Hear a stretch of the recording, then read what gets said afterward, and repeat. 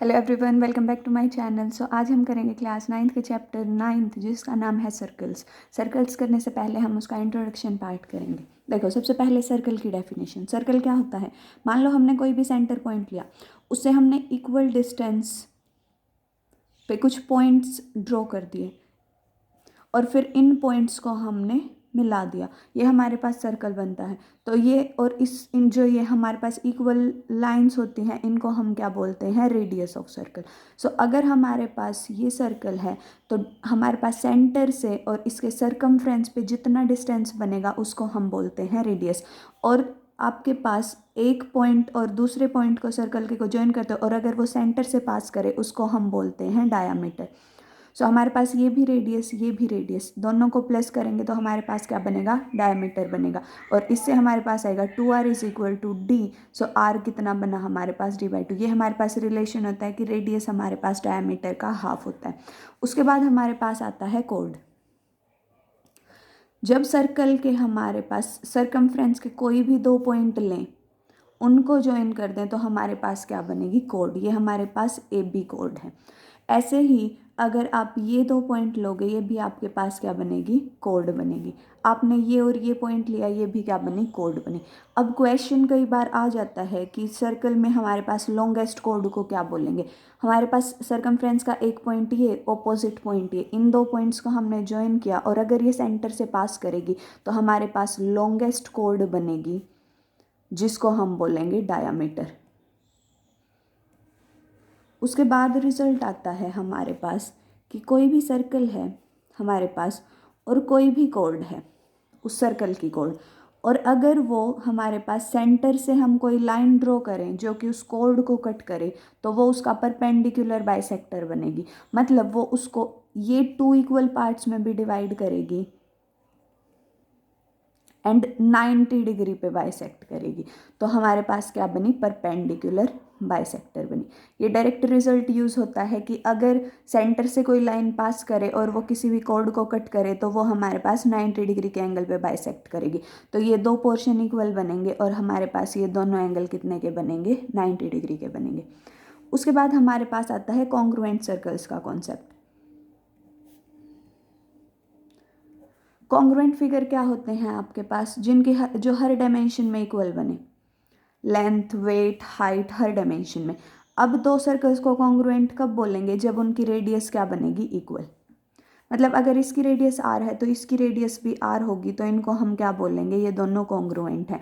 तो अगर हम इसको इसके ऊपर रखेंगे तो ये पूरा ढक जाएगा, इसको इसके ऊपर रखेंगे तो ये पूरा ढक जाएगा, क्योंकि इनकी हमारे पास डायमेंशन इक्वल है, इनकी रेडियस भी इक्वल, और अगर इनका रेडियस इक्वल तो इनका सरकमफ्रेंस भी इक्वल, और सरकमफ्रेंस इक्वल है तो इनका एरिया भी इक्वल। तो ये हमारे पास क्या बनेंगे? कॉन्ग्रुएंट सर्कल्स बनेंगे।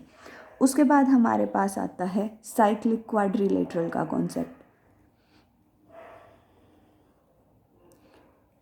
साइक्लिक क्वाड्रिलेटरल क्या होता है? एक ऐसा क्वाड्रिलेटरल, मतलब एक चार साइड वाला ऐसा फिगर जिसके ऑपोजिट एंगल्स का सम कितना बने? 180 डिग्री बने।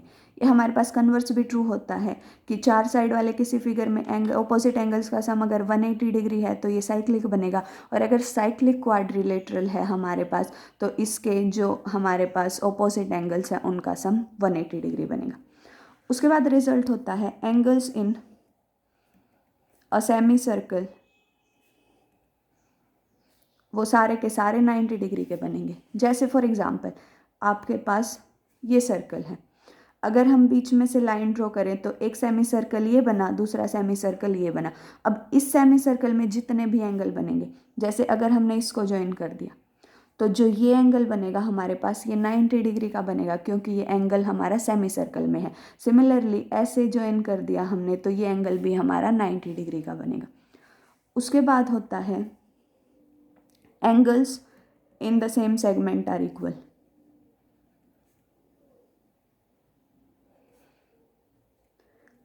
अब सेक्टर और सेगमेंट का कॉन्सेप्ट हमारे पास क्या होता है? देखो, मान लो ये आपके पास सर्कल है कोई भी, आपने कोड ड्रॉ की। हम बोलते हैं जो ये कोड के नीचे वाला पोर्शन है इसको हम बोलेंगे माइनर सेगमेंट, क्योंकि ये छोटा है। और आपके पास जो ये बड़े वाला बचेगा इसको हम बोलेंगे मेजर सेगमेंट। सेक्टर का कॉन्सेप्ट नेक्स्ट क्लास में आएगा, फिर भी मैं आपको बता देती हूँ। ये कोई भी सर्कल है, ये कोई भी कोड है आपके पास, हमने इस कोड को ऐसे ज्वाइन कर दिया,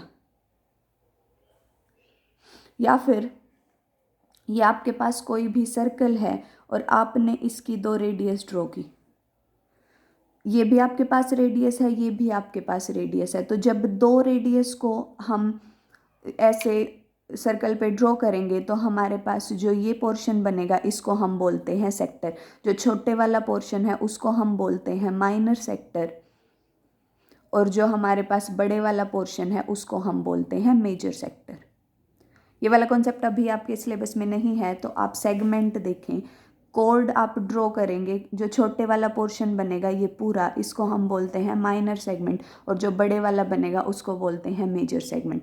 तो अब हमारे पास रिजल्ट है angles in same segment are equal, मतलब आपके पास माइनर सेगमेंट में जितने भी एंगल बनेंगे वो सारे इक्वल बनेंगे, और मेजर सेगमेंट में जितने भी एंगल बनेंगे वो सारे इक्वल बनेंगे। मतलब कोड से ऊपर वाले एंगल इक्वल बनेंगे, कोड से नीचे वाले। अब ये कोड जो है कैसे इक्वल बनेंगे, मान लो ये कोड यहाँ पे कट करेगी जाके,